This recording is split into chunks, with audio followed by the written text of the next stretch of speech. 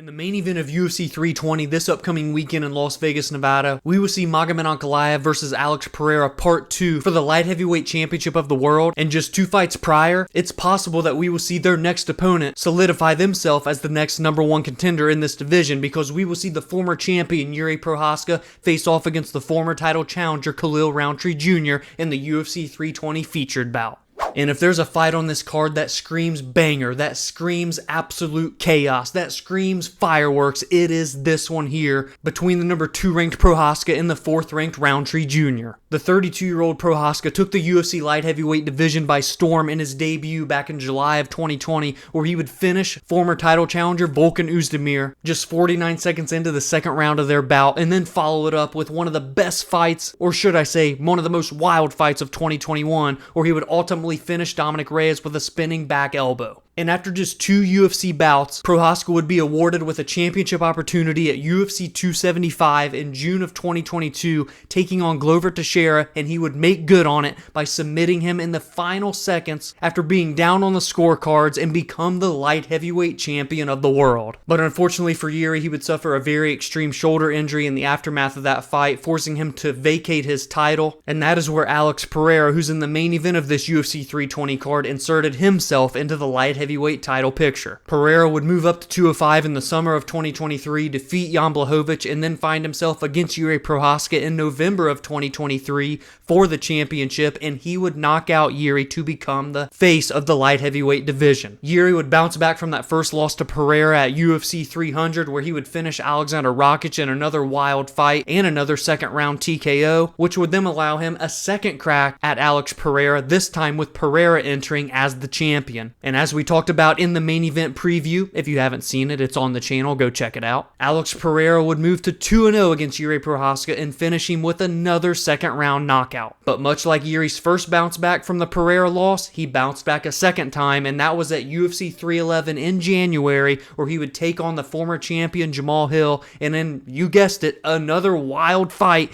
Jiri would get a 3rd round TKO stoppage over the former champion, and now finds himself potentially 1 win away from a potential 3rd fight with Alex Pereira if he's successful in the main event. But in order for Jiri Prochazka to earn a 4th opportunity to become UFC champion, he will have to go through Khalil Rountree Jr., who prior to losing his championship opportunity last October was on an absolute tear. Between September of 2021 and December of 2023, Khalil Rountree Jr. found himself on a 5-fight win streak, with 4 of the 5 coming by way of knockout, and that would earn him the championship opportunity against Poatan Alex Pereira at UFC 307 last October in Salt Lake City, Utah, where he would take Pereira to the absolute brink, nearly finishing him early on in that bout, dropping him with his strikes on the feet. But as the fight would go on, Pereira would take control, and he would inevitably get the 4th round TKO finish in one of the best fights of the year. And similar to Jiri Prochazka bouncing back from an Alex Pereira loss, so did Khalil Rountree Jr., and he did it against the very same man. It was against Jamal Hill, not in January when Jiri did it, but in June, 5 months later, as he would earn a 25-minute unanimous decision win over the former champion in the UFC's debut in Baku, Azerbaijan. So now both men with a victory at UFC 320 can rightfully claim the spot of #1 contender. At least I would have felt more confident saying that prior to the UFC Perth result that we just saw a few days ago, because Carlos Ulberg went in and absolutely starched the former title challenger Dominic Reyes, and that would improve his win streak to 9 victories in a row, with the last 3 over Jan Blachowicz, former champion, Volkan Oezdemir, former title challenger, and Dominic Reyes, a former title challenger. No one in the light heavyweight division has the win streak that Carlos Ulberg has right now, except for the champion, that is Magomedov. He's on a 14-fight unbeaten streak. Now, if Ulberg would have won in this past weekend against Reyes and earned another relatively lackluster decision like he kind of did against Jan Blachowicz and Volkan Oezdemir, then I would say a big performance from either Rountree or Prochazka on Saturday could put them above him. But Ulberg put a stamp on it with that vicious 1st round knockout over Reyes, and I think he should absolutely be next, regardless of if it's Ankalaev or Pereira leaving UFC 320 with gold wrapped around their waist. But that's not to say that the winner of Rountree and Prochazka can't be next after that and can line themselves up for a 2026 championship fight. And it's even possible that if Pereira wins, we could get a trilogy bout between himself and Ankalaev, even though I don't think the UFC will go that route. And you have to take into consideration that if Pereira becomes the new champion and they don't do the trilogy, are we really going to pair him up with either Khalil or Jiri Prochazka? Because he is both of their most recent losses. Whereas Carlos Ulberg is a fresh matchup for either of the two fighters fighting for the title at UFC 320. And so with him being a fresh insertion into the title picture, with the dominant knockout over Reyes and a 9-fight win streak, I do believe that Carlos Ulberg is the undeniable number one contender right now at light heavyweight. But that's not to say that Rountree Jr. and Prochazka can't do something remarkable to keep themselves very relevant in the title discussion. Because dare I say, if Pereira wins and decides to vacate immediately and move up to heavyweight, they could fight Ulberg for a vacant belt. Anything is up for grabs in the aftermath of UFC 320, and I would love to get your thoughts on this light heavyweight title picture down in the comments below, and give me your predictions for this featured bout while you're at it. Also on the UFC 320 main card will be the 8th ranked featherweight in the world, Josh Emmett, former interim title challenger, taking on the 9th ranked Youssef Zalal, who is absolutely on a tear since reinserting himself not only into the rankings of the featherweight division, but into the UFC as a whole. And I say that because after a 3-3-1 stint in the UFC between February of 2020 and August of 2022, Youssef Zalal would find himself on the outside of the promotion being released. But he did not let that deter him from achieving his dreams, because he would go 3-0 on the regional scene with 3 first-round finishes, and that would ultimately land him back in the UFC, re-debuting in March of last year. And since then, he has tallied off 4 consecutive victories, with the first 3 coming by way of submission, and the most recent a decision over Calvin Kattar, former top 5 featherweight. Not to mention the other victories, Billy Quarantillo and Jack Shore, both very impressive names to have on a resume, capping it off with Calvin Kattar, now sitting at number 9 in the rankings. He is getting a big opportunity here against someone as highly accredited and respected as Josh Emmett, one of the more durable fighters the UFC featherweight division has ever seen. One thing to keep in mind, however, is that the Moroccan Devil Youssef Zalal is 29 years of age, just now getting ready to enter his prime, whereas his opponent this weekend, Josh Emmett, is 40 years old, 11 years the elder of Zalal. And pair that age difference with Emmett entering this fight having lost 3 of his last 4, it would seem that everything is going against Emmett heading into UFC 320. But if we know anything about Josh, he never quits on himself, and he is dangerous from minute 1 to minute 15, even all the way to minute 25. After viciously knocking out Bryce Mitchell at the end of 2023 at UFC 296, we would not see Josh Emmett fight at all in 2024, and in 2025 he would start his year with a loss in April to Lerone Murphy, who may just be the next number 1 contender for Volkanovski's throne. And the other 2 losses on this 3 out of 4 losing fight stretch were to Ilia Topuria, who would go on to become the champion and is now the lightweight champion, and Yair Rodriguez at UFC 284, and that was for the interim championship, but Yair would ultimately get a victory and a submission over Emmett. But Emmett has also faced and beaten the likes of Michael Johnson, Shane Burgos, Dan Ige, and Calvin Kattar, a similar victory with his opponent Zalal. And obviously there, as you hear me say the names that he has fought, in general just faced a much higher level of competition. But is that going to be enough to overcome the odds here in this one against Zalal, which are pretty damn steep as we sit here on Tuesday recording this? Because Emmett is a plus 340 underdog, with Youssef Zalal entering as the more than minus 400 betting favorite. Do you agree with those odds? Let me know down in the comments below, alongside with your predictions for this one. Will Josh Emmett turn back the clock one last time, or will Youssef Zalal prove that he deserves to be amongst the elite contenders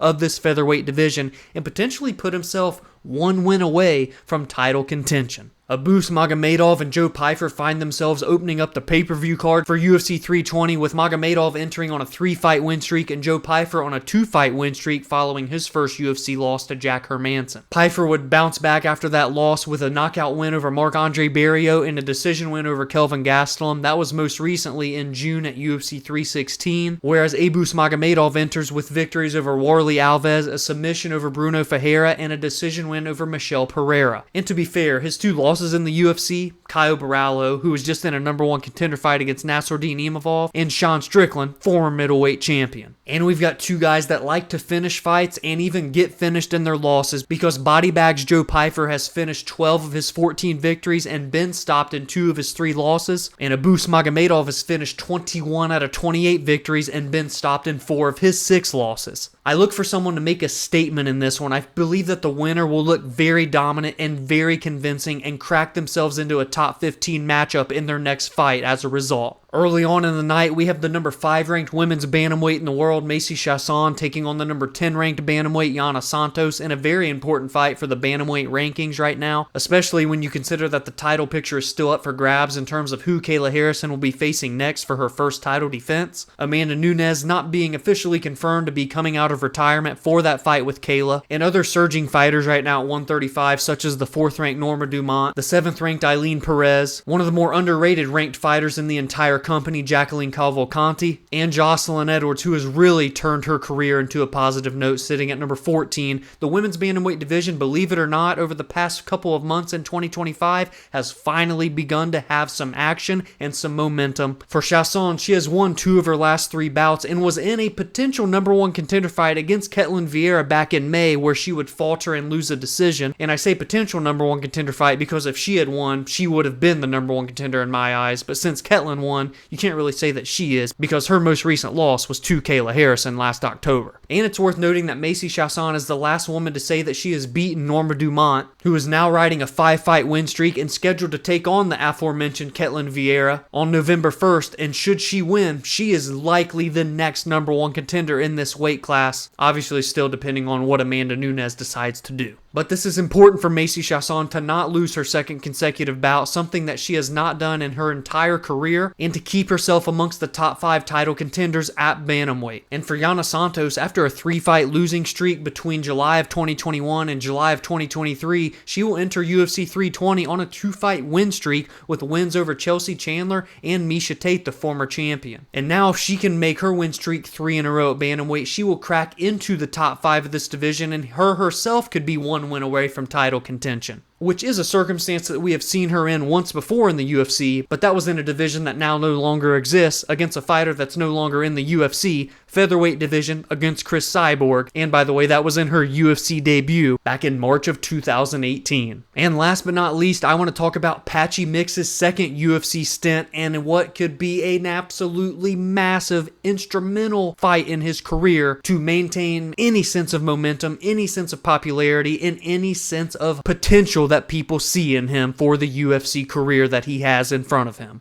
And he will be taking on UFC newcomer and KSW alum Jacob Wicklax. Between May of 2021 and May of 2024, Patchy Mix found himself on a 7-fight win streak, becoming the Bellator champion of the world and even defending that title. And he did that against very notable names, mind you, such as Kyoji Horiguchi, a former UFC fighter, Magomedov, Rafion Stott, Sergio Pettis, and Magomedov a 2nd time. And so when we finally found out he was being granted his release from Bellator/PFL and signing with the UFC, there were a ton of eyeballs on Patchy, more than he had ever had in his career before, due to him being right in his prime, a champion at the point of his release, and all of the momentum he was riding. And he absolutely did not deliver, and that's putting it lightly, in his UFC debut, as he would be shut out by Mario Bautista, who, to be fair, is now on like an 8 or 9 fight win streak. With all that we had seen from Patchy Mix leading into his UFC debut, I don't think many people saw him getting outclassed the way that he did in that one. And now if he loses here to a UFC newcomer and KSW alum in Jacob Wicklax, you could say that the UFC tenure of Patchy Mix is already down the drain so far that he will never be able to recover in terms of really garnering enough momentum to enter title contention, at least, because this bantamweight division is absolutely insane. And for Jacob, he holds a record of 16-3-2. He's 29 years of age, about to enter his prime, and has not lost a fight since July of 2020, meaning that he will enter this one on a 7-fight unbeaten streak. However, it is worth noting that he has not fought since June of 2024, where he would earn a 2nd-round submission victory, but will his lack of high-level competition and 14-month hiatus prove to pay dividends for Patchy Mix, his opponent? So I want to get all of your thoughts, your predictions, and your bets for UFC 320 down in the comments below, and what is the start of an insane 3 pay-per-view stretch for the UFC, UFC 320, UFC 321, and UFC 322 back-to-back-to-back is an absolutely legendary run with 6 championship fights and a plethora of big-time matchups across the board. If you enjoyed this breakdown, please be sure to drop a like and subscribe to the channel if you are new, because we are on the road to reaching 1,000 subscribers, and the goal is to hit that before the end of 2025. live, so any and all support is extremely appreciated. Alongside with breakdowns and previews of the biggest and best fights and storylines heading into each card, I also recap the most meaningful results in the aftermath, and I give my thoughts and opinions on MMA news and fight announcements. You can also join the community on social media at Verbal Spar MMA on X, Instagram, and TikTok, as well as like the Facebook page Verbal Sparring MMA, and you can follow on your favorite audio listening platforms such as Spotify and Apple, where every Monday and Friday podcast episodes released there. Have a great weekend, enjoy all of the fights, and I will see you in the next video.